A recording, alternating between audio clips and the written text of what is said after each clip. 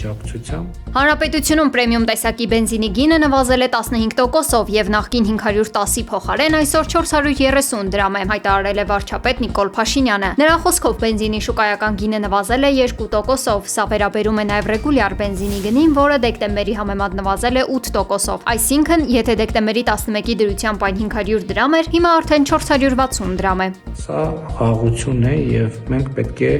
խաղաղության մեջ ապրելուն սովորենք եւ խաղաղության օգուտների հետ հարաբերվելուն նույնպես սովորենք, ինչը եւ ուրախությամբ եմ արձանագրում, որ Հայաստանի Հանրապետությունը անում է։ Օրեր առաջ էկոնոմիկայի նախարար Գևորգ Պապոյանը հայտարարել էր Ադրբեջանից եկող բենզինի հերթական խմբականակի մասին։ Էկոնոմիկայի նախարարության մամուլի խոսնակ Լիլիթ Շաբոյանը 21 TV News-ի հետ զրույցում նշել էր, որ բենզինի նոր խմբականակը այս անգամ եւս մատակարարվում է պայմանագիր կնքած բենզալցակայաններին։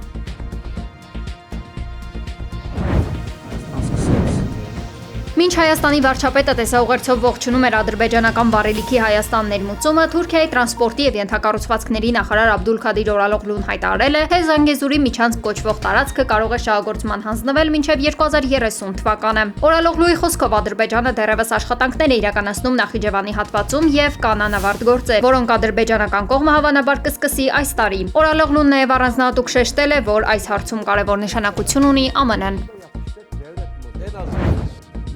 Սահմանային ծառայություն իրականացնող զինծառայողները ծառայության 1.5 տարվա ընթացքում կստանան 21-ից 30 օր արձակուրդ։ Այսօր կայացած ասուլիսում հայտարարել է Պաշտպանության նախարար Սուրեն Պապիկյանը, խոսելով ծառայության բարելավման վերաբերյալ վերջին փոփոխություններից։ Անդրադառնալով ծառայության ընթացքում զինծառայողների մահացության դեպքերին, Պապիկյանը նշել է, ըստ 2025 թվականի վիճակագրական տվյալների տարբեր տարիքային խմբերում գրանցվել է 30 մահվան դեպք, որոնցից 24-ը ծառայության հետ առնչություն չունեցող հանգամանքներում, 6-ը ծառայության հետ կապված, այն է կայծակնահարություն, ինքնասպանություն եւ առողջական խնդիրներ։ 2024 թվականի համեմատ մահացության թվերը 2025 թվականին պակասել են 40%-ով։ Սա է իրականությունը, եւ ես կարծում եմ, սա այնպիսի վիճակագրություն է, որը իհարկե բարդ է ասել գոհացուցիչ, հաշվի առնելով, որ դա մահվանն է առնչվում, բայց չեմ կարող նաեւ չգնահատել, որ մենք ունենք էական արդյունքներ եւ էական տեղաշարժ այս առումով։ Եվ ամենակարևորը, մինչ անձնային հարաբերություններում սպանության դեպք եւ մարդը մարդուն սպանում է, նման դեպք չենք ունեցել։ Սա աննախադեպ է երրորդ հանրապետության պատմության մեջ։ Սա պատերազմ է եւ պատերազմում զոհեր լինում են։ Ես չեմ խնդրել մարդկանց դուրս գալ փողոցներ եւ կռվել ռեժիմի դեմ, հայտարարել է Իրանի գահընկեց վերջին շահի որդի Ռեզա Փահլավին, պատասխանելով լրագրողի հարցին, թե նա պատասխանատվություն չի կրում իրանցիներին մահվան ուղարկելու համար։ Ավելի վաղ Իրանի արտգործնախարարը հայտնել էր, որ ցույցերին ներգրաված են ԱՄՆ-ի եւ Իսրայելի ուղղորդած ահաբեկիչները եւ որ իրանական կողմը ունի ապացույցներ։ Իրանում ավելի քան 2 շաբաթ տևած բողոքի զանգվածային ցույցերը դեռևս շարունակվում են։ Անհնազանդությունների ընթացքում ցուցարարները հարձակվել են ոստիկանական եւ շտապօգնության մեքենաների վրա, հաղորդել են լրատվամիջոցները։ Ֆրանսիան տարհանել է Իրանում իր դեսպանատան անձնակազմի մի մասին։ Ֆրանսիացի դիվանագետները երկիրը լքել են հունվարի 11-ից 12-ը։ Տարհանվածների հստակ թիվը չի հրապարակվել, սակայն սովորաբար դեսպանատանն աշխատում է շուրջ 30 մարդ։ Դեսպանի եւ կրիտիկական նշանակություն ունեցող անձնակազմը մնում են տեղում, որպեսզի օգնություն ցուցաբերեն Իրանում գտնվող Ֆրանսիայի քաղաքացիներին։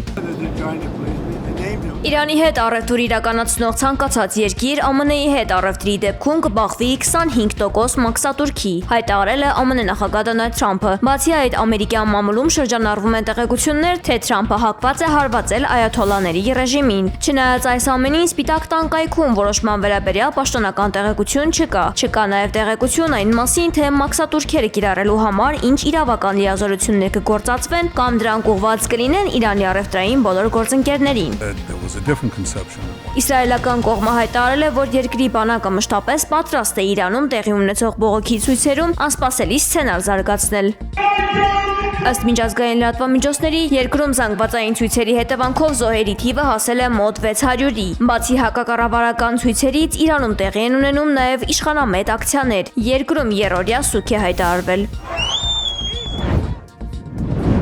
ԱՄՆ պետդեպարտամենտը կոչ է արել Իրանում գտնվող իր քաղաքացիներին մեկնել Հայաստան կամ Թուրքիա։ Հայտարարության մեջ պետդեպարտամենտը նշել է, որ մեջբերում Իրանում բողոքի ցույցերը սրվում են։ Շարունակվում են անվտանգության ուժեղացված միջոցառումները, ճանապարհների փակումը, հասարակական տրանսպորտի խափանումները եւ ինտերնետի արգելափակումները։ Ավիաընկերությունները շարունակում են սահմանափակել կամ չեղարկել դեպի Իրան եւ Իրանից չվերթները, որոնցից մի քանիսի ծառայությունները կասեցվել են մինչեւ ուրբաթ հունվարի 16-ը։ Ըստ հայտարարության ԱՄՆ քաղաքացիները պետք է պատրաստ լինեն կապի այլընտրանքային միջոցներ պլանավորելու եւ դիտարկեն Իրանից ցամաքային ճանապարհով դեպի Հայաստան կամ Թուրքիա մեկնելու հնարավորություն, պահպանելով անվտանգության կանոնները։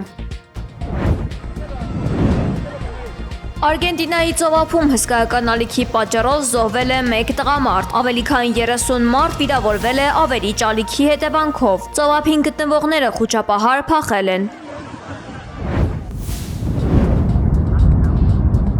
Հավայան կղզիներում կրկին ժայթքել է աշխարհի ամենաակտիվ Կիլաուեա հրաբուխը։ Լավայի արտանետած մոխրի բարձրությունը հասել է ավելի քան 250 մետրի։ Հրաբուխն արդեն 2 տարի է պարբերաբար լավա է արտանետում եւ անցել է իր 40-րդ ժայթքման փուլին։